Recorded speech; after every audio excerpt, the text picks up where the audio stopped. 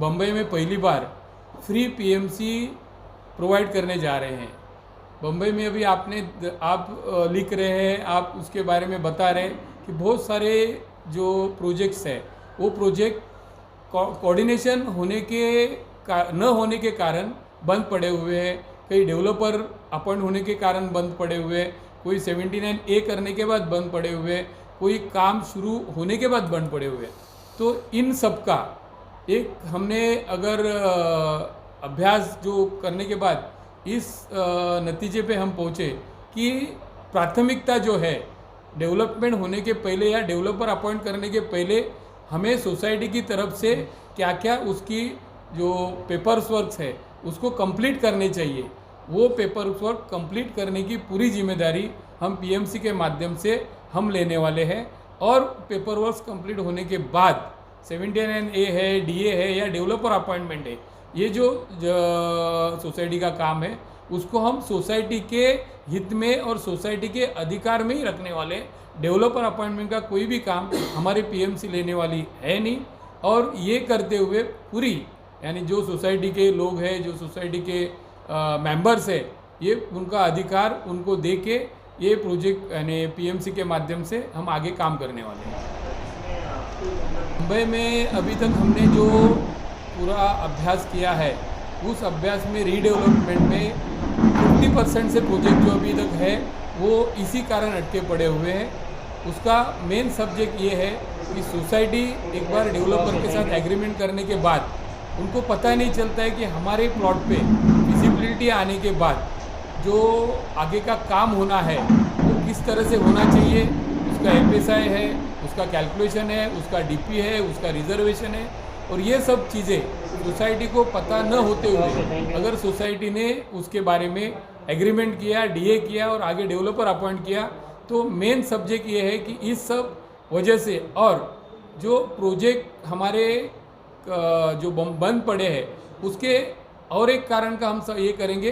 तो फाइनेंशियली जो अभी रेरा आने के बाद वो थोड़ी सी शासन के माध्यम से उसको अभी हमने यानी शासन ने रेरा के वजह से अभी फाइनेंशियली फिजिबिलिटी ठीक है।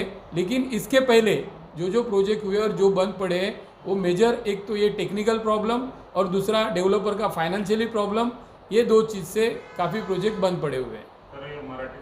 जो कोर्ट में जो समय लगता है, जो देरी होती है, वो जो देरी होती है वो हमेशा अभी टेक्निकल रीजंस है। अदालत के अपने अपने काम होते हैं और अदालत में इतनी ज़्यादा केसेस पेंडिंग है कि कोर्ट को समय नहीं मिलता। कोर्ट टाइम पे जितना टाइम है कि दिन का उतना ही टाइम काम करेगा, उससे ज़्यादा करेगा नहीं। उसमें इंटरिम ऑर्डर होती है, रुका हुआ होता है। हम लोग सिर्फ इतना करेंगे कि शायद कोई हमारे पास आ गया बोले कि हमारा ये केस ऐसा पेंडिंग है, वैसा पेंडिंग है, तो एक सेकंड ओपिनियन कि भाई ये इसमें क्या हो सकता है, भाई तुम्हारा केस बराबर जा रहा है, ठीक तरह से जा रहा है, नहीं जा रहा है, कोई और जगह तुमको और कोई रास्ता है, क्या है, अभी लोक अदालत में जा सकते हैं, नहीं जा सकते हैं, या और कोई तरीका कानून का हम लोग वो अगर बता सकते हैं तो हम लोग वो मामले में आपको एडवाइस करेंगे, गाइडलाइन दे देंगे, गाइड करेंगे। सर अभी तक तो ऐसे हमारी संस्था फिलहाल तो नहीं है।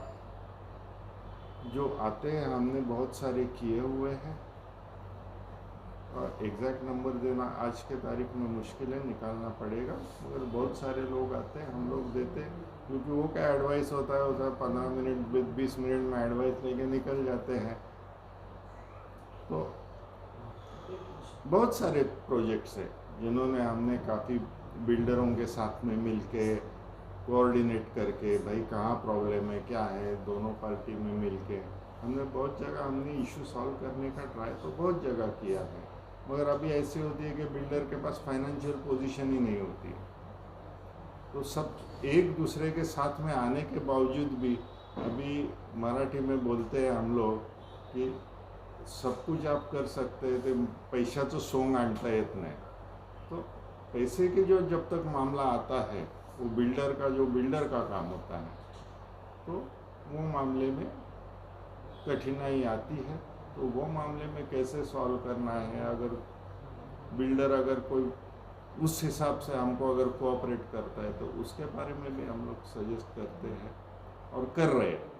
सर निवारक तर्फे किती अशा कंस्ट्रक्शन कॉस्ट करने का कोई भी इशू प्रोजेक्ट पे कोई इफेक्ट नहीं करता, क्योंकि सभी कैलकुलेशन जो फिजिबिलिटी कैलकुलेशन जो हाई रेट तो 15 से 20% हाई रेट अभी मुझे पता है कि मैं आज के तारीख में कैलकुलेट कर रहा हूँ, सबको पता है कि 2 साल या 3 साल के बाद ये बिल्डिंग कंप्लीट होने वाले है, तो उस टाइम का कैलकुलेट करके ही फिजिबिलिटी बनाते हैं। और जो इसमें ये कोई इशू नहीं, नॉर्मली जो डेवलपमेंट हो या स्लम हो जिसमें होता है वो नॉर्मली फिजिबिलिटी की वजह से या और टेक्निकली कोई इश्यूज आता है उसके वजह से डिले होता है। कंस्ट्रक्शन कॉस्ट कोई इशू नहीं होता।